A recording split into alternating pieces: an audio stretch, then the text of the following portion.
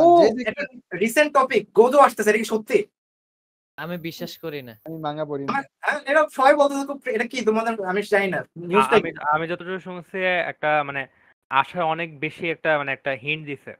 আমি বলি কাহিনী হচ্ছে কি, কাহিনী হচ্ছে লাস্ট প্যানেলে সুকুনা ও ডোমেন এক্সপ্যান্ড করবে ইতাদোরির এগেইনস্টে। তো হঠাৎ করে দেখে যে ওরা ফিল করছে একটা সিলুয়েট ধুলার মধ্যে। তো আর ন্যারেট এটা যদি জাস্ট প্যানেল হইতো, প্যানেল তো আছে যে দেখে মনে হইতেছে গোজো, ন্যারেটর আবার কি করছে কোনা দিয়ে লেখছে এটা হচ্ছে সেই ভূতটাই যেটা সুকুনা নিজের হাতে, না এটা হচ্ছে দি স্ট্রংগেস্ট ভূত, গোস্ট বলছে, যেটা সুকুনা নিজের হাতে গায়ে দিছিল।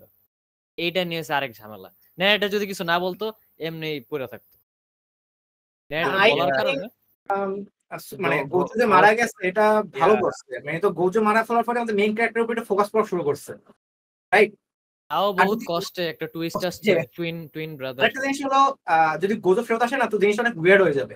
লাইক ড্রাগন বলের ক্ষেত্রে দেখো, ওদের ক্ষেত্রে মৃত্যুটা কোনো ইমোশন নাই। ধরো গোকু মারা গেছে, কোনো ইমোশন নাই, কারণ আমরা জানি যে ড্রাগন বলের মাধ্যমে আমরা ফেরত আনতে পারবো। প্রথমবার যখন মারা গেছে তখন একটা ভিন্ন জিনিস খারাপ লাগছে। এরপরে টেনশনটা আবার আসছে টুর্নামেন্ট অফ পাওয়ারে, পুরো ইউনিভার্স উড়াই দিব, কারে আনবি, পুরো ইউনিভার্স উড়াই দিব, কে কারে আনবি দেখ মনে।